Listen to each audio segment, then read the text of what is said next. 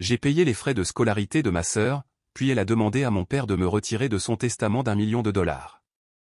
Je n'aurais jamais pensé que ma générosité deviendrait une arme contre moi. Quand j'ai accepté de payer les frais de scolarité de l'école de médecine de ma sœur Elisa, je croyais en la loyauté familiale et aux promesses tenues.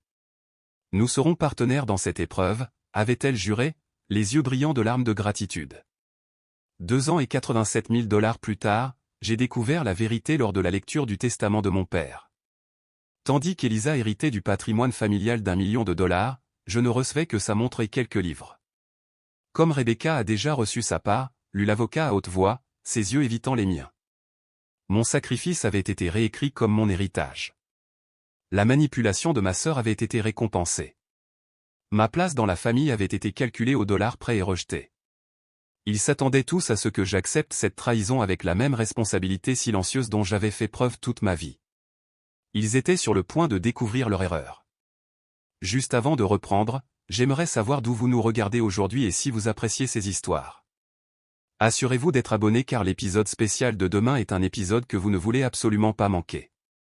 Je n'aurais jamais pensé qu'une seule réunion de famille changerait le cours de toute ma vie. C'était un soir frais d'octobre quand j'ai reçu l'appel de ma mère, Catherine. Sa voix semblait tendue. Maîtrisée de cette façon qu'elle a quand elle essaie de ne pas montrer sa panique. Rebecca, chérie, nous avons besoin que tu viennes à la maison ce week-end. Ton père et moi devons discuter de quelque chose d'important avec toi et ta sœur. C'est tout ce qu'elle a voulu dire. Mais l'urgence dans sa voix m'a fait annuler mes projets du week-end avec Marc et faire les 40 minutes de route depuis le centre-ville de Chicago jusqu'à la maison de banlieue de mes parents dès le vendredi soir. La maison où j'ai grandi m'avait toujours semblé être un havre de paix, une spacieuse maison coloniale à 2 étages avec un aménagement paysager parfait et une chaleur qui vous enveloppait dès que vous franchissiez la porte d'entrée. Mais ce soir-là, la tension dans le salon était palpable. Mon père, William, était assis avec raideur dans son fauteuil en cuir, les cheveux argentés soigneusement coiffés mais de profondes rides d'inquiétude sillonnant son front. Maman était perchée nerveusement sur la coudoir à côté de lui. Et Elisa, ma sœur cadette de 3 ans, était assise en tailleur sur le sol, les regardant avec une confusion qui reflétait la mienne. À 27 ans, je m'étais construit une belle vie. J'avais un emploi stable en tant que développeuse de logiciels, un appartement en centre-ville, et j'économisais pour une maison. Elisa, à 24 ans, était à mi-parcours de ses études de médecine, brillante et déterminée comme toujours. Papa s'éclaircit la gorge. Les filles, nous vous avons appelées ici parce que nous faisons face à une situation difficile. Il croisa les mains, ses jointures devenant blanches. Ma société d'investissement a subi des pertes importantes. De très importantes pertes. Maman se pencha et lui serra l'épaule. Qu'est-ce que cela signifie exactement, demandai-je, calculant déjà des scénarios potentiels dans ma tête. La pragmatique, comme toujours. Les yeux de papa se tournèrent vers Elisa. Cela signifie que nous n'avons plus les moyens de payer l'école de médecine d'Elisa. Nous sommes tellement désolés, ma chérie. Le visage d'Elisa se décomposa. Mais il ne me reste que 2 ans, murmura-t-elle, les larmes montant à ses yeux. Tout ce pourquoi j'ai travaillé. Nous avons examiné toutes les options, dit maman, la voix brisée. Les prêts, les deuxièmes hypothèques, il n'y a tout simplement aucun moyen. Je regardais ma sœur, l'enfant prodige, la future docteure, celle dont les projets de foire scientifique et les récitals de piano avaient toujours attiré des parents de 3 états différents, alors que ses rêves semblaient s'effondrer devant elle. De combien parle-t-on, je m'entendis demander. Papa nomma un chiffre qui me fit un nœud à l'estomac. Cela viderait complètement mon fonds pour la maison, et exigerait en plus des économies supplémentaires au cours des 2 prochaines années. Tout ce pourquoi j'avais travaillé depuis l'obtention de mon diplôme. Rebecca, nous ne te demandons pas d'aider, dit papa rapidement, lisant dans mes pensées. C'est notre problème à résoudre. J'ai besoin d'air, dit Elisa, se précipitant soudainement dans le jardin. Après quelques minutes, je la suivis. Elle était assise sur la vieille balançoire en bois que papa avait refusé de démanteler, même si nous étions trop grandes pour elle depuis des années. Ses épaules étaient secouées par des sanglots silencieux. « Salut », dis-je doucement, prenant la balançoire à côté d'elle. Tout ce pourquoi j'ai travaillé, Becca, tombé à l'eau. Je me poussai doucement avec mon pied, le grincement familier de la balançoire me ramenant à des temps plus simples. Peut-être pas.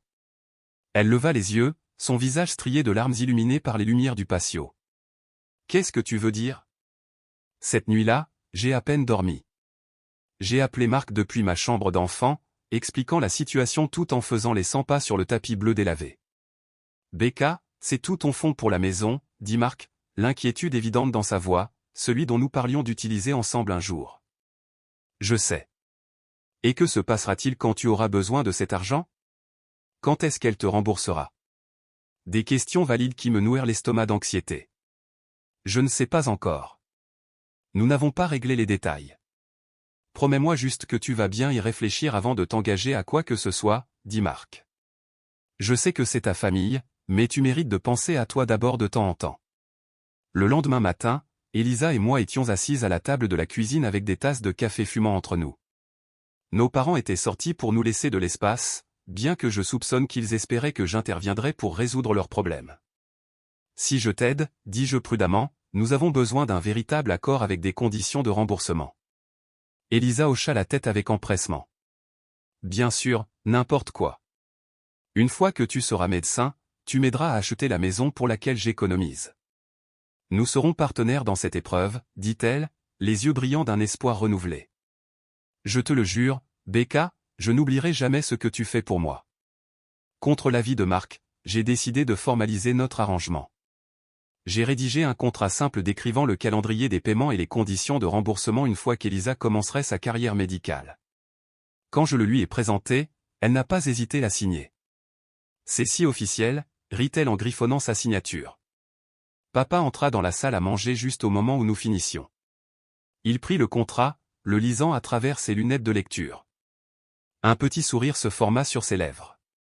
Intelligent, dit-il en me faisant un signe de tête. Toujours la responsable. Il signa en tant que témoin en bas. Tu sais, ajouta-t-il en me tapotant l'épaule, la famille prend toujours soin de la famille. Je ressentis un mélange de fierté et de malaise en effectuant le premier virement, 30 000 $, disparu de mon compte en un instant. Ce soir-là, maman insista pour organiser un dîner de célébration. Elle prépara tous mes plats préférés, et alors que nous levions nos verres, papa porta un toast. À Rebecca, dit-il, la voix chargée d'émotion. Ta générosité ne sera pas oubliée. Plus tard, alors que j'aidais à débarrasser la table, papa me prit à part dans la cuisine.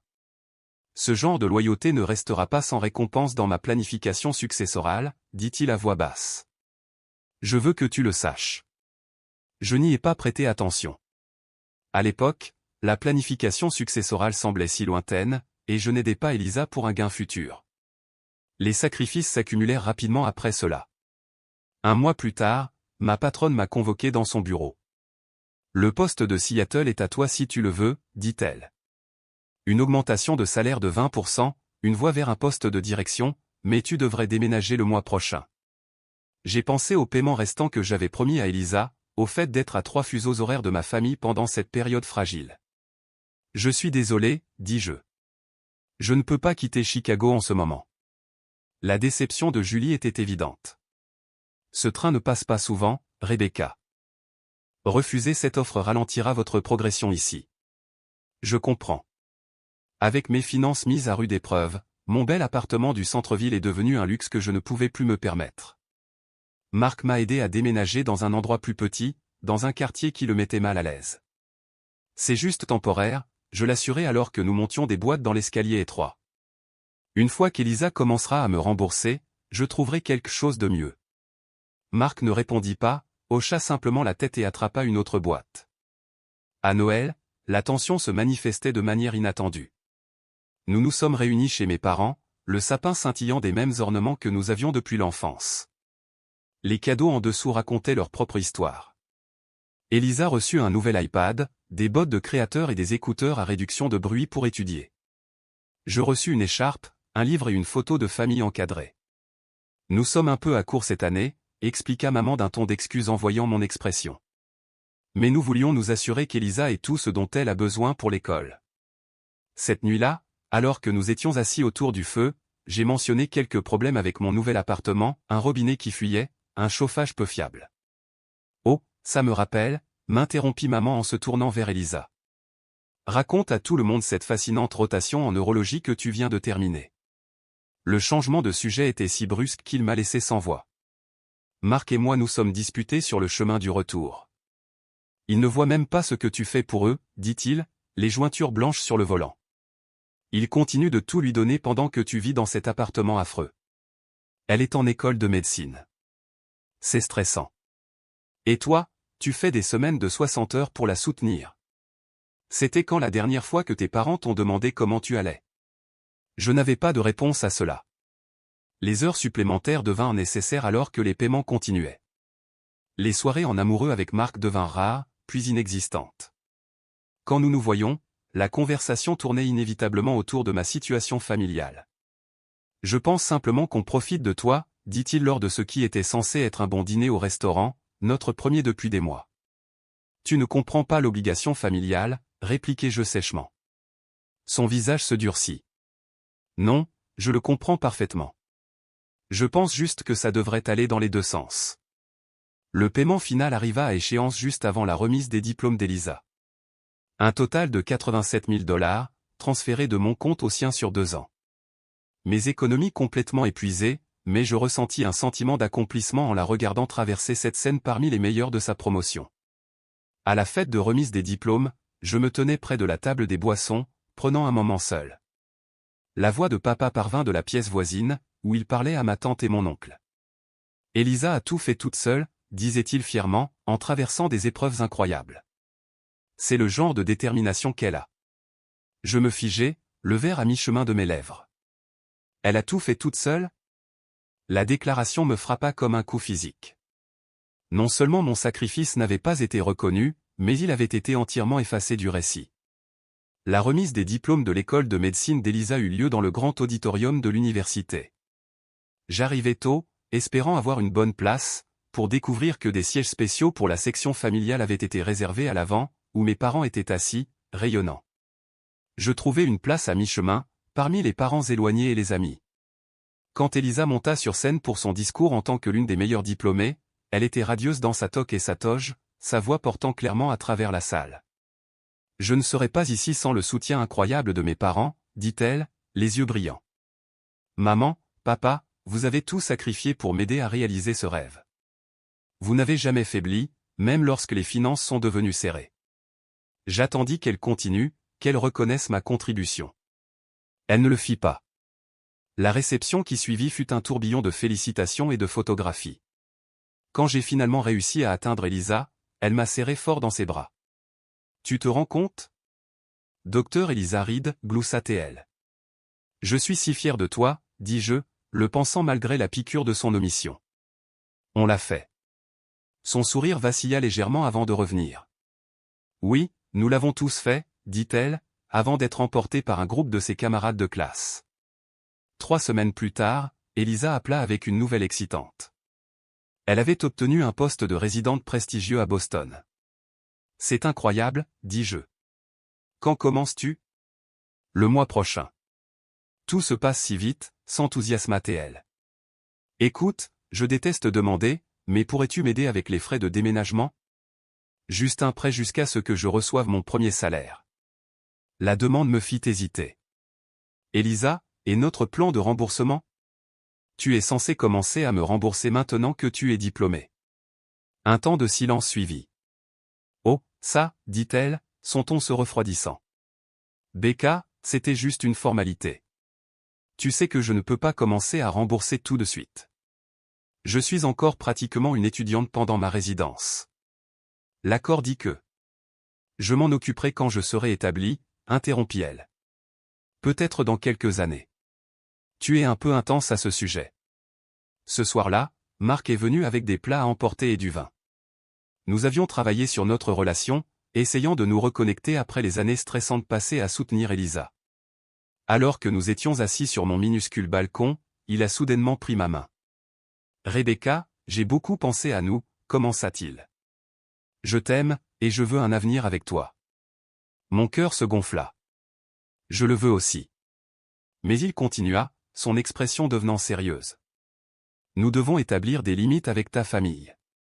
Je ne peux plus te regarder tout sacrifier pour eux. Qu'est-ce que tu veux dire? Je veux dire que je veux t'épouser, mais pas si cela signifie signer pour une vie à être la seconde après les besoins de ta sœur. L'ultimatum flotta dans l'air entre nous. Je voulais le rassurer, promettre que les choses seraient différentes, mais les mots ne venaient pas. Comment pouvais-je garantir quelque chose que je n'étais pas sûr de pouvoir contrôler? Marc est parti cette nuit-là, avec la bague de sa grand-mère toujours dans sa poche et notre relation en suspens. 2 semaines plus tard, j'ai reçu une lettre officielle de l'IRS. Ils auditaient mes déclarations de revenus, en particulier les importants transferts à Elisa, qu'ils classaient comme des dons plutôt que des prêts. Selon la lettre, je devais potentiellement des impôts importants plus des pénalités. Paniqué, j'ai appelé Elisa. L'IRS dit que je dois des impôts sur les dons pour l'argent que je t'ai envoyé, expliquai-je. J'ai besoin que tu m'aides avec les pénalités, au moins. C'est plusieurs milliers de dollars. Oh, non, dit-elle, l'air distrait. C'est affreux. Mais, Becca, je suis noyé sous les dettes étudiantes en ce moment. Il n'y a aucun moyen que je puisse aider. Des dettes étudiantes? Tes frais de scolarité étaient couverts. C'était tout l'intérêt de notre arrangement. Il y a d'autres dépenses, dit-elle vaguement. Livres, équipements, frais de subsistance, tu n'as aucune idée à quel point l'école de médecine est chère. Avant que je puisse insister, elle prétendit devoir se dépêcher pour une réunion d'orientation et raccrocha. 2 jours plus tard, je parcourais les réseaux sociaux quand j'ai vu quelque chose qui m'a retourné l'estomac. Ma mère avait posté des photos de vacances en famille en Europe, mes parents et Elisa posant devant la tour Eiffel, des sacs de boutiques de créateurs visibles à l'arrière-plan. Je ne savais même pas qu'ils prévoyaient un voyage. J'ai appelé ma mère immédiatement. « Tu es à Paris avec Elisa ?»« Oh, oui, dit maman joyeusement. Ton père a pensé que nous avions tous besoin d'un voyage de célébration après la remise des diplômes d'Elisa. Nous t'aurions invité, mais nous savons à quel point tu es occupé par le travail. Maman, Elisa vient de me dire qu'elle ne peut pas m'aider avec mon problème fiscal parce qu'elle est noyée sous les dettes étudiantes. Et pourtant, elle fait du shopping à Paris. Une pause. Rebecca, ne sois pas mesquine. C'est un moment spécial pour ta sœur. 2 mois plus tard, papa a eu une crise cardiaque mineure. L'appel est arrivé à 2 heures du matin, et je me suis précipité à l'hôpital, terrifié. Il a été stabilisé rapidement, mais le médecin a averti que son niveau de stress devait diminuer de façon spectaculaire. Pendant sa convalescence à la maison, je passais quotidiennement pour aider maman. Un après-midi, je me suis approché de son bureau avec une tasse de thé, m'arrêtant en entendant des voix basses à l'intérieur. « William, es-tu sûr de ces changements ?» demandait ma mère. « Après tout ce qui s'est passé ?»« Oui, » répondit mon père. Le Nouveau Testament reflète ce qui est le mieux pour les 2 filles, compte tenu de leur situation. J'ai poussé la porte, et ils ont tous les 2 sursauté. « Des changements à quoi ?» demandai-je.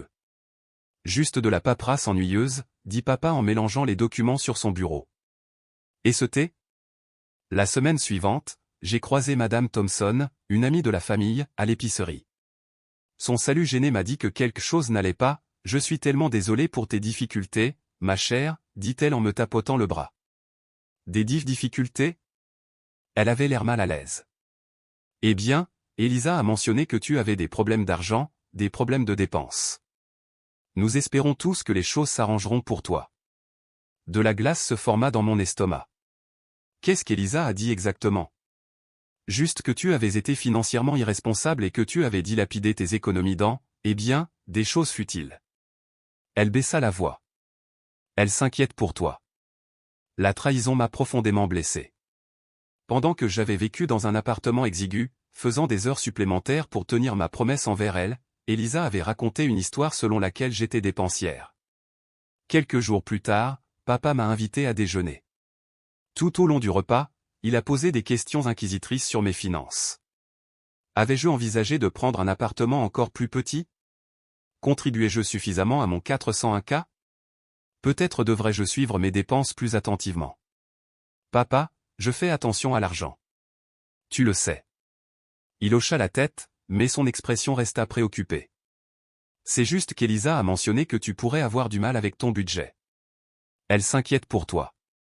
Il est devenu clair que la campagne de dénigrement d'Elisa avait atteint mon père, colorant sa perception de moi. La fille qui avait sacrifié ses économies était maintenant considérée comme financièrement irresponsable. J'ai décidé de rendre visite à Elisa à Boston, en espérant qu'une conversation en face à face pourrait éclaircir les choses. Elle sembla surprise quand j'ai appelé mais a accepté de m'héberger pour le week-end. Son style de vie de résidente en difficulté n'avait rien à voir avec ce que j'avais imaginé. Elle vivait dans un gratte-ciel de luxe dans un quartier exclusif de Boston, avec des baies vitrées donnant sur le port. Une Mercedes flambant neuve était garée à sa place attitrée. Bel endroit, dis-je, en admirant les meubles de créateur et la cuisine ultramoderne. La résidence doit payer mieux que je ne le pensais. Elisa haussa les épaules. J'ai des colocataires la plupart du temps. Ils sont juste partis pour le week-end. Mais il n'y avait aucun signe d'autres occupants, pas d'articles de toilette supplémentaires dans la salle de bain, pas de vêtements supplémentaires dans le placard que j'ai aperçu en passant devant la deuxième chambre, qui avait été convertie en bureau à domicile. Ce soir-là, après quelques verres de vin, j'ai abordé directement l'accord de remboursement. Elisa, j'ai des difficultés. Je t'ai donné tout ce que j'avais, et maintenant je fais face à des pénalités fiscales. J'ai besoin que tu commences à honorer notre accord. Son attitude amicale disparut instantanément. Pourquoi es-tu si obsédée par l'argent? C'est pour ça que tu ne peux pas maintenir de relation, Rebecca. Tu transformes tout en marchandise, même la famille. Il ne s'agit pas de transformer quoi que ce soit en marchandise. Il s'agit d'honorer ta parole. Je construis ma carrière, lança-t-elle. Contrairement à toi, je ne peux pas rester dans le même poste de programmation pour toujours. Je dois réseauter, avoir l'air à la hauteur, vivre dans le bon quartier. Ce sont des investissements dans mon avenir. Des investissements faits avec mon argent, lui rappelai-je. Ses yeux se rétrécirent. Tu sais quel est ton problème? Tu es jalouse. Tu l'as toujours été, juste parce que maman et papa reconnaissent mon potentiel. Je suis parti le lendemain matin, le fossé entre nous plus large que jamais. De retour à Chicago, j'ai reçu un appel de Sandra, la secrétaire de longue date de mon père et une vieille amie de la famille. Sa voix était basse, nerveuse. Rebecca, je ne devrais pas faire ça, mais je pense que tu dois savoir. Ton père a récemment mis à jour son testament. Mon cœur se serra. Et ta part a été considérablement réduite. Elisa héritera de presque tout, la maison, l'entreprise familiale, ses investissements. C'est plus d'1 million de dollars au total. Et qu'est-ce que j'obtiens, demandai-je, la voix blanche. Quelques objets personnels, un petit legs en espèces, rien de substantiel. Elle fit une pause. Rebecca, je travaille avec ton père depuis 20 ans. Ça ne lui ressemble pas. Je pense que quelqu'un a influencé ses décisions. La révélation sur le testament de mon père m'a laissé sous le choc. Après des nuits blanches et des heures de délibération, j'ai décidé qu'une intervention familiale était la seule solution. J'ai rassemblé ma documentation, relevés bancaires montrant les virements, notre accord signé, documents fiscaux reflétant les pénalités que j'avais payées, et j'ai appelé mes parents. Nous devons parler. Nous tous, y compris Elisa. Papa semblait méfiant. De quoi s'agit-il, Rebecca? Il s'agit de la vérité. Je serai là samedi à midi. S'il te plaît, assure-toi qu'Elisa soit là. Ce samedi-là, je suis arrivé pour les trouver déjà positionnés dans le salon comme un front uni, papa dans son fauteuil, maman et Elisa sur le canapé. J'ai pris le siège en face d'eux et j'ai posé mon dossier sur la table basse. Je suis au courant pour le testament, commençai-je, et je pense que nous devons aborder la situation financière entre Elisa et moi. L'expression de papa se durcit. Tu espionnes mes affaires privées maintenant? Ce n'est pas la question, papa. La question est que j'ai vidé mes économies pour payer les études de médecine d'Elisa en me basant sur des promesses de vous deux. Elle a promis de me rembourser. Vous avez laissé entendre que vous m'incluriez équitablement dans votre planification successorale. Elisa se pencha en avant, son visage un masque d'inquiétude. Rebecca, si c'est une question d'argent. Il ne s'agit pas seulement d'argent, interrompis-je, poussant l'accord sur la table. Il s'agit d'honnêteté, de tenir sa parole. Maman prit le document en fronçant les sourcils. Les familles se soutiennent sans tenir les comptes, Rebecca. Ce contrat semble froid. Il n'était pas froid quand papa en a été témoin, quand il m'a félicité pour mon aide, quand vous avez tous célébré ma générosité. Je les regardais chacun leur tour. Mais maintenant qu'Elisa a ce qu'elle voulait, soudain je suis avide d'argent parce que j'attends le même soutien en retour. Ta sœur établit sa carrière, dit papa. C'est une période critique pour elle. Et les 2 dernières années n'étaient pas critiques pour moi. J'ai renoncé à une promotion, déménagé dans un appartement moins cher, perdu ma relation, tout ça pour l'aider. Les yeux d'Elisa s'emplirent de larmes. Je ne t'ai jamais demandé de faire ces choix. C'est ta faute. Les larmes parfaites, juste au bon moment. J'avais déjà vu cette performance. Après une heure d'arguments circulaires, il est devenu clair que cette intervention échouait. Ils avaient construit un récit où Elisa était la réalisatrice vulnérable qui avait besoin de protection, et j'étais la sœur amère essayant d'entraver son succès. Alors que maman et Elisa allaient à la cuisine pour préparer du thé, une tentative transparente de désamorcer la tension, papa me fit signe de le suivre dans son bureau. « Rebecca, dit-il, une fois la porte refermée derrière nous, tu as toujours été la plus forte. Depuis que tu es petite, tu as été indépendante, capable. Et c'est ce qu'on me reproche maintenant ?» Il soupira, paraissant soudain plus vieux que ses 68 ans. Il ne s'agit pas de te reprocher quoi que ce soit. Il s'agit de reconnaître qu'Elisa a plus besoin de la sécurité que toi. Tu retomberas sur tes pieds quoi qu'il arrive. Tu l'as toujours fait. Donc je suis puni pour être responsable ? Personne ne te punit, insista-t-il. Ma planification successorale reflète mon évaluation de ce dont chacune de vous a besoin pour l'avenir. Elisa est plus vulnérable. Vulnérable ? Papa, elle te manipule. Elle vit dans un appartement de luxe, conduit une Mercedes neuve. À crédit, interrompit-il. Les dettes de l'école de médecine. Je le regardais avec incrédulité. Ses frais de scolarité ont été couverts par moi, tu te souviens. Il agita la main avec dédain. Il y a d'autres dépenses. Tu as du succès, Rebecca. Ton travail dans la technologie ? Mon travail dans la technologie couvre à peine mon loyer depuis que j'ai vidé mes économies pour Elisa. Je ne suis pas une millionnaire de la Silicon Valley, papa. Je suis une développeuse ordinaire dans une entreprise de taille moyenne, vivant d'un chèque de paie à l'autre maintenant parce que j'ai fait confiance à ma famille. Mais je pouvais voir dans ses yeux que le récit était fixé. Dans son esprit, j'avais beaucoup plus de succès que je n'en avais en réalité, et Elisa était en difficulté, malgré toutes les preuves du contraire. Le lendemain, j'ai retrouvé ma mère pour un café, espérant faire appel à elle directement. Le café était bondé, offrant une certaine intimité dans le bruit blanc des conversations et des machines à expresso. « Maman, j'ai besoin de comprendre ton point de vue dans tout ça, » commençai-je, en gardant ma voix égale. « Tu as vu tout se dérouler. Tu sais ce que j'ai sacrifié pour Elisa. » Elle remua lentement son latte. « J'ai toujours essayé de rester neutre entre vous, les filles. » « Neutre ? Maman, il n'y a rien de neutre à encourager papa à tout laisser à Elisa. » Sa tête se releva d'un coup. « Qui t'a dit ça ? Est-ce que ça a de l'importance ? Je sais que c'est en train de se produire. » Elle eut la décence d'avoir l'air légèrement honteuse.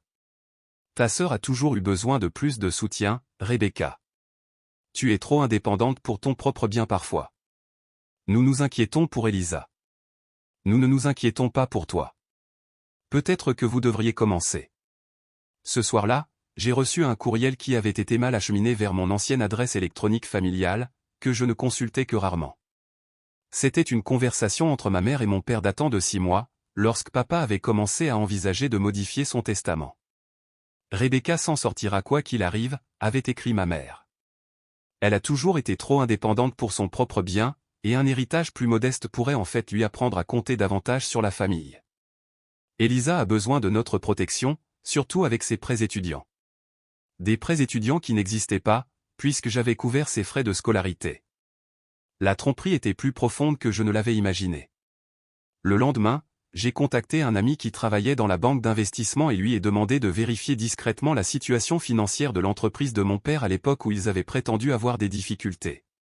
Ce qu'il a trouvé a confirmé mes pires soupçons, il n'y avait pas eu de perte majeure. L'entreprise avait connu un bref ralentissement, suivi d'une reprise substantielle.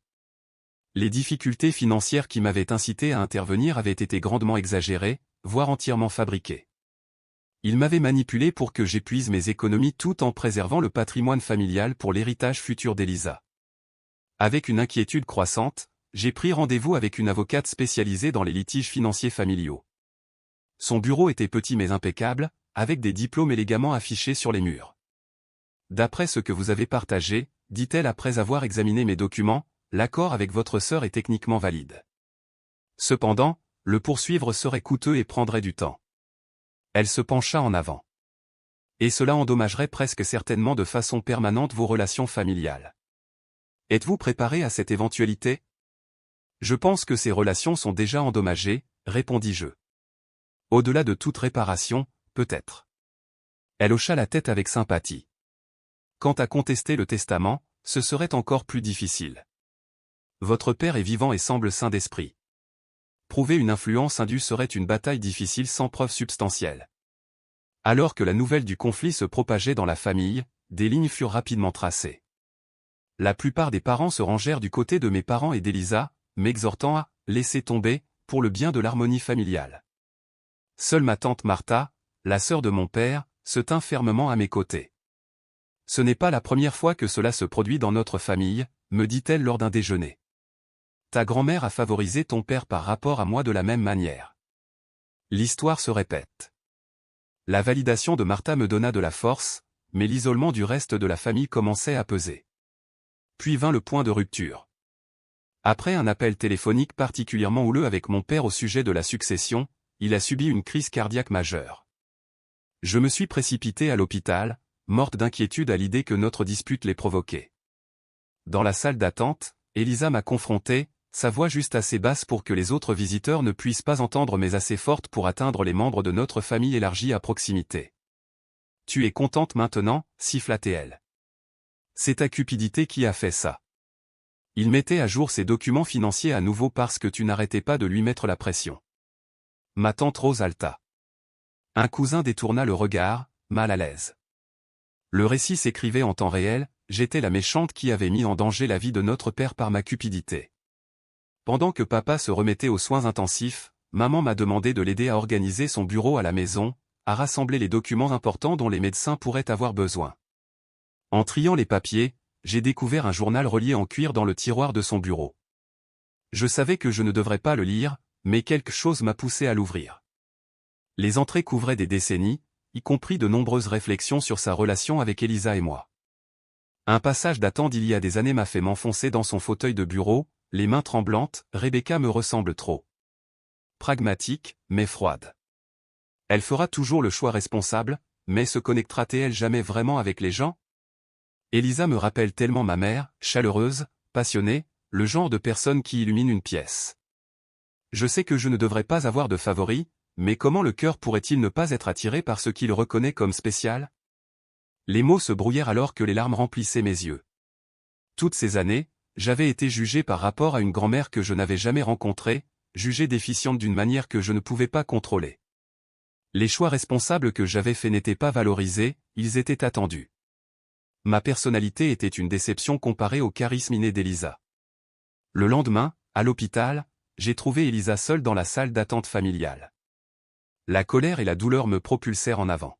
« Je sais ce que tu as fait, » dis-je, en plaçant des impressions de l'annonce de son appartement de luxe, du contrat de location de la Mercedes que mon ami avait retrouvé, et des relevés bancaires montrant son salaire substantiel de résidente sur la table entre nous. Tu as manipulé papa, tu l'as monté contre moi tout en menant un style de vie qui contredit tout ce que tu leur as dit. Pendant un instant, la surprise vacilla sur son visage. Puis son expression se durcit. Tu étais naïf de penser que ton succès financier ne continuerait pas. Le schéma, dit-elle froidement. Tu as toujours été la deuxième meilleure à leurs yeux, Rebecca. L'argent n'a fait que le rendre officiel. Il ne s'agit pas d'être la favorite, dis-je. Il s'agit de décence élémentaire, d'honorer sa parole. Elle se pencha en arrière, quelque chose qui ressemblait presque à de la pitié dans ses yeux. La famille, ce n'est pas une question de contrat. C'est savoir sa place dans la hiérarchie, et tu aurais dû connaître la tienne. Cette nuit-là, l'hôpital a appelé. Papa voulait me voir seul. Je l'ai trouvé l'air frêle contre les draps blancs de l'hôpital, les moniteurs bipant doucement autour de lui. Rebecca, dit-il, sa voix faible mais déterminée. Je veux que tu saches que je suis fier de toi. J'ai toujours été fier de toi. Les larmes me piquèrent les yeux. Alors pourquoi, papa? Pourquoi m'as-tu exclu de ton testament? Pourquoi favoriser Elisa de toutes les manières? Il tendit la main vers la mienne. Tu ne comprends pas. Elisa a plus besoin du filet de sécurité que toi. Tu as toujours été capable de prendre soin de toi. Il serra faiblement mes doigts. C'est ton don, mais aussi ton fardeau. Je suis désolé. Malgré ses excuses, il a clairement indiqué que le testament resterait tel quel. Elisa recevrait la majeure partie de sa succession parce que, à ses yeux, elle en avait plus besoin. Ma force était devenue ma punition. Papa est décédé le lendemain matin des suites de complications de sa maladie cardiaque. Alors que j'étais assise seule dans le couloir de l'hôpital, le chagrin se mêlait à une réalisation amère, le père que j'aimais ne m'avait jamais vu clairement, et maintenant il ne le ferait jamais. La pluie tombait à verse pendant les funérailles de mon père, comme si les cieux eux-mêmes étaient en deuil. Je me tenais sous un parapluie noir au cimetière, l'eau trempant l'ourlet de ma robe alors que je regardais depuis la deuxième rangée. Pas la première rangée. Cet espace était réservé à la famille immédiate, ma mère et Elisa. J'étais arrivé au salon funéraire ce matin-là pour découvrir que les places avaient déjà été attribuées, les photos de famille déjà prises des photos où je n'étais pas. Quand j'ai interrogé ma mère à ce sujet, elle m'a doucement touché le bras. Le photographe n'a eu le temps que pour une séance rapide avec les membres les plus proches de la famille, avait-elle expliqué. Tu comprends ? Je comprenais parfaitement. Le récit se cimentait même dans la mort. Elisa était la fille en deuil qui avait été aux côtés de papa. J'étais autre chose, un accessoire de la famille, pas son noyau. Le service commémoratif a vu Elisa prononcer un discours en larmes sur son lien spécial avec notre père. Elle a parlé de la façon dont il avait soutenu ses rêves de devenir médecin, comment il avait été son roc. Pas un mot sur moi. Je suis resté assise en silence, acceptant les condoléances de parents éloignés qui semblaient ne pas savoir où me placer dans la hiérarchie familiale. 3 jours après avoir mis mon père en terre, nous nous sommes réunis dans le bureau de Monsieur Pearson pour la lecture du testament. Monsieur Pearson avait été l'avocat de mon père pendant des décennies, un homme distingué d'une 60aine d'années avec des cheveux argentés et des lunettes à monture métallique. Son bureau sentait le cuir et les vieux livres. Ma mère et Elisa étaient assises ensemble d'un côté de la table de conférence. J'étais assise seule de l'autre. La distance semblait symbolique. Avant de commencer, dit Monsieur Pearson, je tiens à exprimer mes condoléances à vous toutes. William n'était pas seulement un client mais un ami. Il ouvrit un portefeuille en cuir et commença à lire. Je me suis préparé, bien que l'avertissement de Sandra m'ait préparé à ce qui allait arriver. Le testament était d'une clarté brutale. Elisa héritait de la maison familiale, évaluée à 450 000 $, de la participation majoritaire dans l'entreprise familiale, estimée à 700 000 $, et de comptes d'investissement d'une valeur d'environ 50 000 $. Ma mère continuerait à vivre dans la maison et à recevoir des revenus de l'entreprise. Quant à moi, je recevais la collection de livres en première édition de mon père, sa montre et quelques photographies de famille. La seule reconnaissance de ma contribution financière à Elisa était une seule ligne, comme Rebecca a déjà reçu sa part de mon vivant, je lui lègue les objets énumérés ci-dessus avec tout mon amour. Déjà reçu ma part ? Les 87 000 $ que j'avais donnés à Elisa de l'argent que je n'avais jamais récupéré constituaient apparemment tout mon héritage. Monsieur Pearson me regarda par-dessus ses lunettes, une lueur de quelque chose, de la pitié peut-être, dans ses yeux. Il y a aussi quelques lettres personnelles, ajouta-t-il, me tendant une enveloppe. J'ai hoché la tête, ne me sentant pas capable de parler. Ma mère tendit la main sur la table et tapota la mienne. Ton père t'aimait beaucoup, Rebecca. Il voulait juste s'assurer que tout le monde était pris en charge. Elisa n'a pas croisé mon regard. Je suis sorti du bureau dans un état second, serrant l'enveloppe contenant la lettre de mon père. Je ne pouvais pas me résoudre à l'ouvrir tout de suite. Au lieu de cela, j'ai conduit jusqu'au parc où mon père nous emmenait pour les pique-niques du dimanche quand nous étions enfants, j'ai trouvé un banc isolé, et j'ai finalement laissé les larmes couler. Mon téléphone vibra avec un texto. Elisa, papa voulait que je t'offre une petite allocation mensuelle à la place. J'ai fait rédiger un contrat par les avocats, 500 $ par mois si tu renonces à tout droit de contester le testament. Fais-moi savoir si tu es intéressé. 6 juin se trouvait un PDF d'une proposition de contrat. Le langage juridique, froid et précis. Je recevrai ce qui équivalait à de l'argent de poche d'une succession d'1 million de $ à la condition que je renonce à tout droit de contester l'iniquité flagrante. La nature insultante de l'offre m'a coupé le souffle. J'étais encore assise là, fixant le téléphone, quand ma mère a appelé. Rebecca, as-tu envisagé l'offre d'Elisa ? C'est très généreux, compte tenu des circonstances. Généreux. Ma voix se cassa. Maman, j'ai donné à Elisa toutes mes économies. Papa m'a promis que cela ne resterait pas sans reconnaissance. Comment peux-tu penser que c'est juste? Une pause. Ma chérie, tu as toujours été la responsable. Ta sœur a plus besoin de la sécurité que toi. Tu t'en sortiras sans. Sa voix s'adoucit. Nous avons toujours su que tu pouvais prendre soin de toi. C'est quelque chose dont tu peux être fier. Donc je suis puni pour être capable tandis qu'Elisa est récompensée pour quoi, exactement? Être la préférée de papa. Ce n'est pas juste, Rebecca. Ton père a pris ses décisions en fonction de ce qu'il pensait être le mieux pour vous deux. Après qu'Elisa l'ait manipulé pendant des années. Mère soupira. Je pense que tu devrais prendre du temps pour traiter ton deuil avant de porter des accusations. L'allocation t'aiderait à économiser pour cette maison que tu voulais. J'ai raccroché, trop en colère pour continuer la conversation. L'allocation était de l'argent pour me faire taire, purement et simplement. Une misère pour me garder silencieuse pendant qu'Elisa partait avec tout. 2 jours plus tard, j'ai reçu un appel inattendu de Martin Holloway, l'associé de mon père depuis 20 ans. Rebecca, j'essaie de te joindre depuis les funérailles. Pouvons-nous nous rencontrer? Nous nous sommes donné rendez-vous dans un café tranquille du centre-ville. Martin avait l'air mal à l'aise en remuant son café, regardant autour de lui comme s'il craignait d'être entendu. Je dois te dire quelque chose sur le testament de ton père, commença-t-il. J'étais là, Rebecca. J'ai vu ce qui s'est passé au cours de la dernière année. Que veux-tu dire? Il se pencha en avant. Ta sœur a systématiquement empoisonné ton père contre toi, lui disant que tu étais financièrement irresponsable, que tu étais amère de son succès. Elle lui montrait des textos modifiés de toi, prétendant que tu demandais de l'argent. Elle venait au bureau en larmes, disant que tu la harcelais. Je me suis senti mal. Papa l'a cru sans jamais me demander? Il déclinait, Rebecca, plus que vous ne le saviez. Son jugement était altéré, surtout en ce qui concernait Elisa. Elle savait exactement sur quel bouton appuyer. Il sortit son téléphone. Et j'ai des preuves. Martin m'a montré des courriels, des notes de réunion, même un calendrier des visites d'Elisa au bureau toujours quand on savait que j'étais au travail et injoignable pour clarification.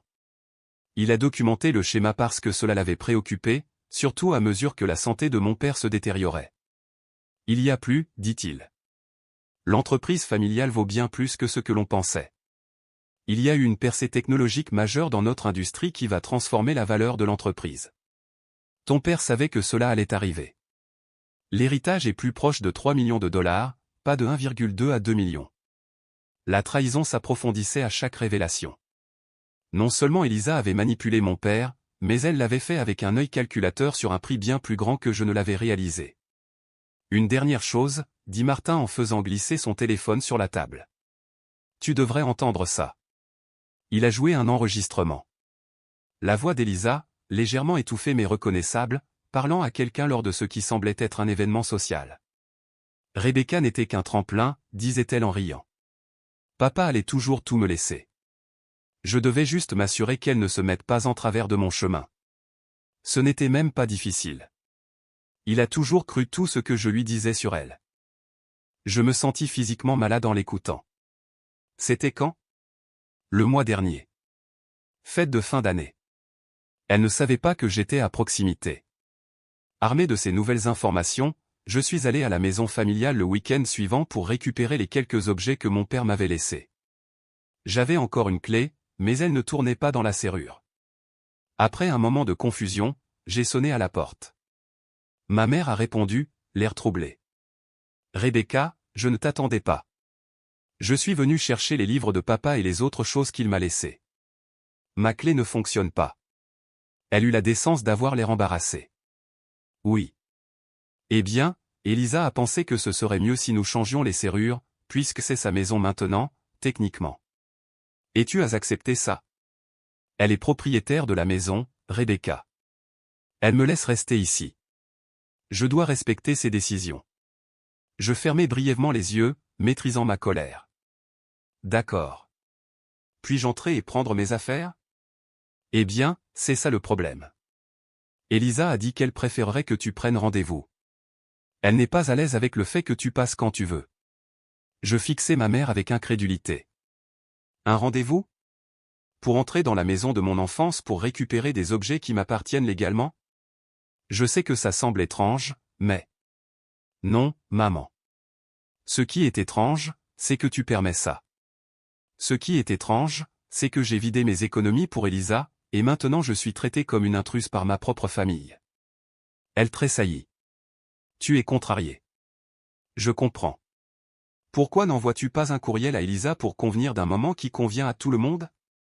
Je me suis retourné et je suis retourné à ma voiture, les mains tremblantes de colère.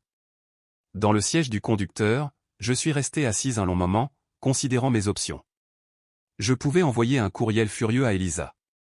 Je pouvais rédiger une lettre au Conseil de l'Ordre des médecins, remettant en question son aptitude éthique sur la base de la manipulation financière et de la rupture de contrat.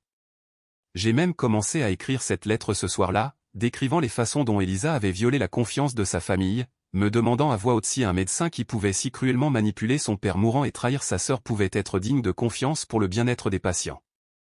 Mais je ne l'ai pas envoyé. Détruire sa carrière médicale ne résoudrait rien. Cela ne ferait que cimenter le récit familial selon lequel j'étais amère et vindicative. Au lieu de cela, j'ai pris rendez-vous avec 3 avocats différents spécialisés dans les litiges successoraux. Les 2 premiers furent décourageants, m'avertissant de la difficulté et du coût de la contestation d'un testament valide. La 3e, Diane Levançon, a écouté toute mon histoire, a examiné les documents et les enregistrements que j'avais rassemblés, et s'est penchée en arrière dans son fauteuil avec une expression pensive.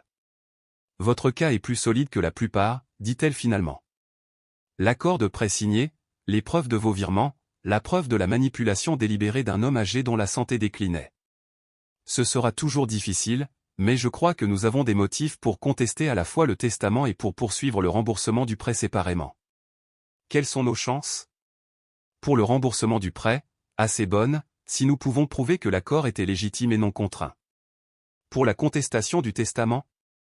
Peut-être 50-50e, mais ils sauront que nous avons un dossier solide, ce qui pourrait les inciter à un accord à l'amiable. Je pris une profonde inspiration. Alors, faisons-le. 2 semaines plus tard, Elisa reçut des documents juridiques à l'hôpital où elle travaillait. Le même jour, une contestation formelle du testament fut déposée auprès du tribunal des successions. L'explosion familiale fut nucléaire. Mon téléphone s'est allumé avec des appels et des textos en colère de parents, tous avec le même message: « Comment as-tu pu faire ça à ta propre famille ?» Ma mère a laissé un message vocal en larmes, me suppliant de reconsidérer pour le bien de l'harmonie familiale. Elisa, comme on pouvait s'y attendre, est passée à l'offensive. En quelques jours, des amis communs ont rapporté qu'elle disait à qui voulait l'entendre que j'avais toujours été jalouse de son succès et que j'essayais maintenant de voler son héritage parce que j'avais des dettes de jeu et que j'étais financièrement désespéré. Rien de tout cela n'était vrai, mais la campagne de dénigrement était efficace. J'ai remarqué que d'anciens amis devenaient distants, évitant mon regard lorsque nous nous croisions. Une semaine après avoir intenté le procès, ma mère est apparue à la porte de mon appartement. Elle avait l'air fatiguée. Plus vieille, en quelque sorte. « Nous devons parler, dit-elle. » Je l'ai laissée entrer, lui offrant un café, qu'elle a refusé. « Je vais aller droit au but, dit-elle, assise avec raideur sur mon canapé. Tu dois abandonner ce procès. Pourquoi ferais-je ça? Parce que si tu ne le fais pas, tu n'es plus la bienvenue dans cette famille. Pas de vacances, pas d'anniversaire, pas de contact avec moi ou les parents qui se rangent de notre côté. Est-ce vraiment ce que tu veux? Être complètement seul? L'ultimatum flotta dans l'air entre nous. Un instant, j'y ai pensé, à la finalité absolue d'être coupé de ma famille. Puis j'ai pensé aux 2 dernières années, à mes économies épuisées, à la froide manipulation d'Elisa, à mon père mourant sans jamais me voir clairement. Je pense que je suis seul dans cette famille depuis longtemps, dis-je doucement. Je ne voulais juste pas l'admettre. Ma mère est partie sans un autre mot. Le processus juridique avançait lentement, phase de communication des pièces, déposition, audience de procédure. Pendant tout ce temps, Elisa a monté une campagne de relations publiques agressives au sein de notre cercle social. Elle a donné une interview au journal de notre quartier sur la trahison familiale pendant le deuil, se positionnant comme la victime d'une sœur avide d'argent. Elle n'a jamais mentionné mon nom, mais tout le monde savait de qui elle parlait. Puis vint une percée. Mon avocate a découvert que mon père avait un testament antérieur, rédigé juste avant qu'Elisa ne commence sa campagne de manipulation. Dans ce document, daté de 18 mois plus tôt, la succession était divisée à parts égales entre Elisa et moi. C'était une preuve cruciale de la façon dont ses opinions avaient été radicalement modifiées pendant son déclin. Cela renforce considérablement notre cas, m'a dit Diane. Cela montre une intention claire avant que l'influence indue ne commence. Ce soir-là, alors que je passais en revue des documents juridiques à ma table de cuisine, on a frappé à ma porte. Marc se tenait dans le couloir, l'air incertain. « Salut », dit-il simplement. Nous ne nous étions pas parlé depuis que nos quasi-fiançailles s'étaient effondrées sous le poids de mes obligations familiales. Le revoir a ravivé un flot de souvenirs. « Salut », répondis-je. « Comment as-tu su où j'habite ? Ton ancien voisin m'a dit que tu avais déménagé. J'ai entendu des choses, Rebecca, sur ce qui s'est passé avec ta famille, avec le testament. » Il hésita. « Puis j'entrai ? » Autour d'une tasse de thé, je lui ai tout raconté. L'héritage, la trahison, le procès. Il a écouté sans interrompre, son expression devenant de plus en plus troublée. « Je suis vraiment désolé, dit-il quand j'eus fini. Je savais que quelque chose n'allait pas dans la façon dont il te traitait, mais c'est au-delà de tout ce que j'imaginais. Pourquoi es-tu venu me chercher, demandai-je.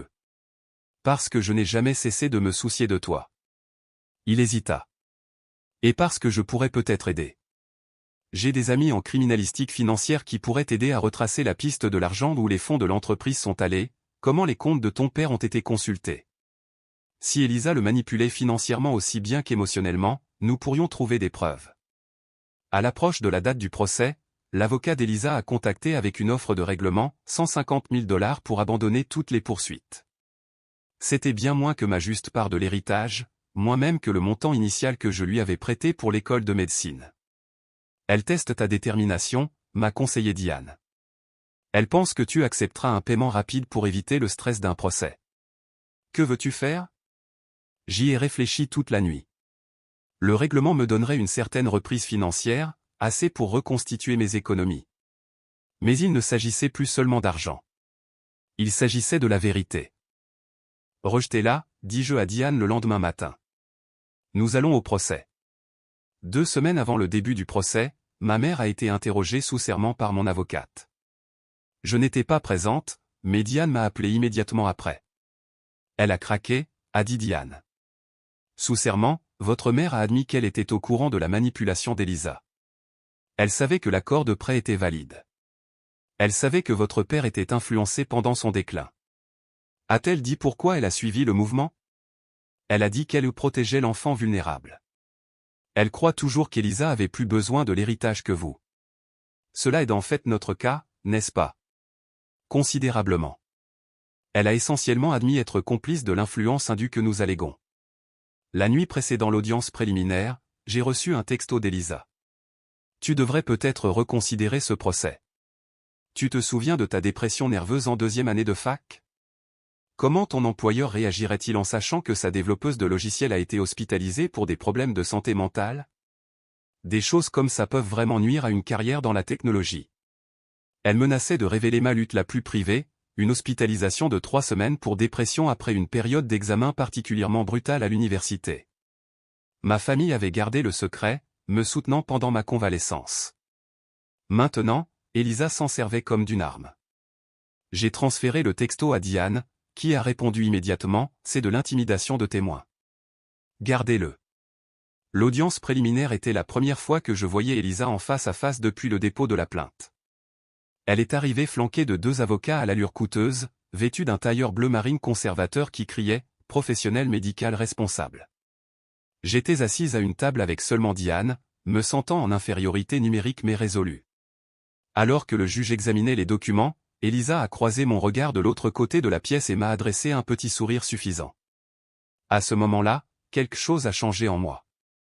L'intimidation que j'avais ressentie s'est dissipée, remplacée par une certitude calme.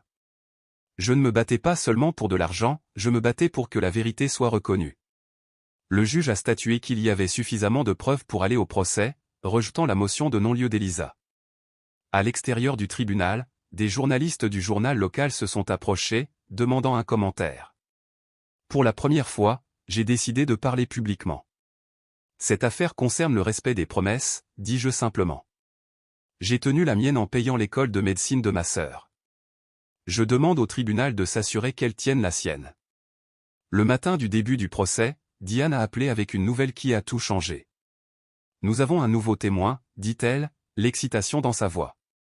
L'ex-petit ami d'Elisa de l'école de médecine, Jackson Taylor. Ils sont sortis ensemble pendant la majeure partie de sa deuxième année, quand vous avez commencé à payer ses frais de scolarité. Il m'a contacté après avoir vu l'article sur votre affaire. Que sait-il? Tout. Il dit qu'Elisa a ouvertement discuté de ses plans pour manipuler votre père à des fins financières. Elle appelait ça sa police d'assurance héritage. Et, Rebecca, il a des enregistrements. Le silence se fit dans la salle d'audience alors que Jackson Taylor montait à la barre des témoins. Le visage d'Elisa s'était vidé de toute couleur quand il est entré dans la pièce, la reconnaissance et la peur brillant dans ses yeux. Jackson, maintenant médecin lui-même dans un hôpital de Seattle, a témoigné calmement des conversations dont il avait été témoin, Elisa riant de la facilité avec laquelle son père croyait les histoires négatives à mon sujet, planifiant des moyens de m'isoler des événements familiaux, déclarant explicitement qu'elle n'avait jamais eu l'intention de rembourser le prêt parce qu'elle pouvait s'assurer d'hériter de tout de toute façon. J'ai enregistré certaines de nos conversations parce que son comportement m'inquiétait, a-t-il expliqué. J'envisageais de mettre fin à la relation et je voulais me protéger au cas où elle essaierait de nuire à ma réputation par la suite. Les enregistrements étaient accablants. La voix d'Elisa, clairement reconnaissable, décrivant sa stratégie, papa pense déjà que Rebecca lui ressemble trop. Pragmatique, froide. C'est si facile de le convaincre qu'elle n'a pas besoin de son aide. Elle n'aura rien à la fin. Après 3 jours de témoignage, le juge a rendu sa décision. L'accord de prêt était valide et exécutoire.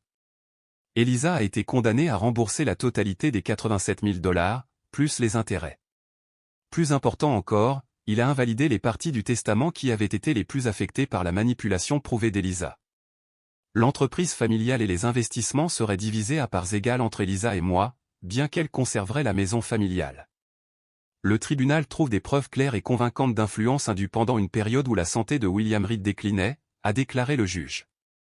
Cette influence a matériellement modifié sa planification successorale d'une manière incompatible avec ses intentions précédemment établies.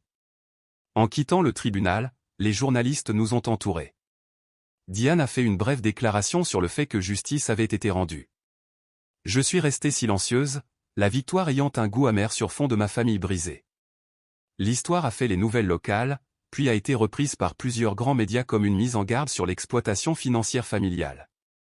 J'ai reçu des dizaines de courriels de personnes qui avaient vécu des situations similaires, des frères et sœurs qui avaient été déshérités, des enfants qui avaient été manipulés pour être privés de leur héritage, des parents qui avaient été exploités financièrement par leurs propres enfants. Leurs histoires m'ont fait réaliser que je n'étais pas seul. J'ai commencé à rencontrer de manière informelle un petit groupe d'entre eux, partageant des expériences et des stratégies de rétablissement. Ces rencontres sont devenues une bouée de sauvetage pendant les mois difficiles qui ont suivi le procès. Ma relation avec ma mère est entrée dans une phase de reconstruction fragile. Elle m'a appelé 3 semaines après le verdict, la voix hésitante. Je te dois des excuses, a-t-elle commencé. Je me suis convaincu que je protégeais Elisa, mais je nourrissais ses pires instincts. Pourquoi, maman? Pourquoi avait-elle toujours besoin de protection, et pas moi? Il y eut une longue pause. Quand Elisa est née, j'ai eu une grave dépression postpartum. Je n'ai pas pu créer de lien avec elle pendant des mois. Je pense que j'ai surcompensé depuis, en essayant de prouver que je l'aime assez. Sa voix se brisa. Et tu as toujours été si capable, si indépendante. Je t'ai prise pour acquise. Ce n'était pas une explication complète, mais c'était un début. Nous avons convenu d'essayer une thérapie familiale, bien que la réconciliation soit un long chemin. La vie professionnelle d'Elisa a été affectée par la publicité. L'hôpital où elle travaillait l'a mise en probation en attendant un examen éthique. Plusieurs collègues ont pris leur distance, préoccupés par l'association avec quelqu'un qui avait manipulé son propre père mourant. Un matin, environ 2 mois après le procès, j'ai reçu une lettre de M. Pearson, l'avocat de mon père. À l'intérieur se trouvait une clé de coffre-fort dont je ne connaissais pas l'existence, ainsi qu'une lettre de mon père datée de quelques semaines seulement avant sa mort. Rebecca, si tu lis ceci, alors soit je t'ai parlé de ce compte, soit je suis décédé sans avoir eu le courage de le faire. Ce compte d'investissement est pour toi seul. Elisa n'en sait rien. Je l'ai mis de côté il y a des années, en y ajoutant régulièrement. Je sais que je n'ai pas toujours été juste.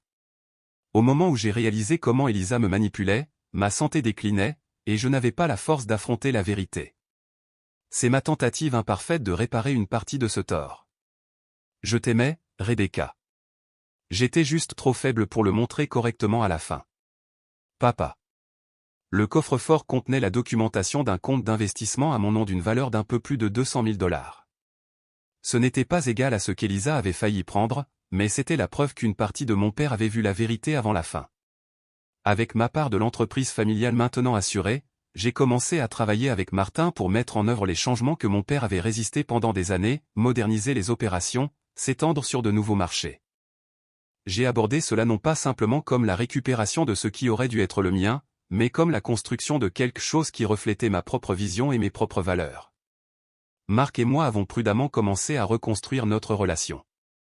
Nous étions tous les deux des personnes différentes maintenant, moi, plus affirmé et lucide sur ma valeur, lui, plus compréhensible des dynamiques complexes qui m'avaient poussé à faire les choix que j'avais faits. Je ne sais pas si nous pouvons revenir là où nous étions, lui dis-je honnêtement lors d'un dîner un soir. Je ne veux pas revenir en arrière, répondit-il. Je veux aller de l'avant avec la personne que tu es maintenant. Ma mère a fait son propre geste de réconciliation. Sans me le dire, elle a vendu sa collection de bijoux, des pièces qu'elle avait collectionnées pendant 40 ans de mariage, et a créé une fiducie à mon nom équivalente à ce que j'avais perdu pendant les années où j'avais soutenu Elisa. Il ne s'agit pas d'argent, dit-elle quand j'ai découvert ce qu'elle avait fait. Il s'agit de reconnaître le sacrifice que tu as fait, quelque chose que j'aurais dû faire il y a des années. Elisa a fait une dernière tentative désespérée pour annuler la décision du tribunal, en déposant un appel qui a été rapidement rejeté. Quand cela a échoué, elle a contacté directement, demandant à me rencontrer. Nous nous sommes assises l'une en face de l'autre dans un café neutre, toutes deux tendues et sur nos gardes. Elle semblait plus mince, moins soignée que dans mes souvenirs. J'ai tout perdu, dit-elle, les larmes montant à ses yeux. Ma réputation, le respect de mes collègues. Maman me parle à peine. Je sais que j'ai fait des choix terribles, mais tu es toujours ma sœur. Ne pouvons-nous pas essayer de reconstruire? Je l'ai étudié, cherchant des signes de l'ancienne manipulation. Était-ce un remords sincère ou une autre performance calculée? Je ne sais pas, Elisa. La confiance ne se reconstruit pas du jour au lendemain. Peut-être un jour, mais pas maintenant. 1 an après la victoire au tribunal, j'ai utilisé une partie de mon héritage pour créer la Fondation pour la justice financière familiale, offrant une éducation en littératie financière et une assistance juridique aux victimes d'exploitation financière familiale. Lors de la cérémonie d'ouverture de la Fondation, j'ai prononcé un discours sur la loyauté familiale et la véritable signification de la richesse. La vraie richesse ne se mesure pas en dollars, dis-je au public. Elle se mesure en honnêteté, en promesses tenues, en relations bâties sur le respect mutuel plutôt que sur la manipulation. Parfois, se défendre signifie être seul. Mais dans cette posture solitaire, vous pourriez trouver votre véritable force. En regardant les partisans rassemblés, j'ai réalisé que mon parcours avait bouclé la boucle. Le sacrifice douloureux qui avait commencé lors d'une réunion de famille 3 ans plus tôt m'avait transformé de victime en avocate, de quelqu'un cherchant l'approbation à quelqu'un se tenant fermement dans sa propre vérité. L'héritage pour lequel je m'étais battu avait une valeur au-delà de sa valeur monétaire, c'était une reconnaissance, une justification, une justice. Mais le véritable héritage que j'avais revendiqué était la connaissance de ma propre valeur, quelque chose que personne ne pourrait plus jamais me retirer.